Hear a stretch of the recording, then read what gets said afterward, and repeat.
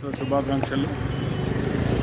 మా యొక్క కమిషనరేట్ తరఫున అందరికీ పేరు పేరున అన్ని వర్గాల వారికి నూతన సంవత్సర శుభాకాంక్షలు. అందరికీ బాగు జరగాలి, అందరికీ బాగుండాలి అని ఈ నూతన సంవత్సరంలో కోరుకుంటూ మీ అందరి సహకారం కావాలని,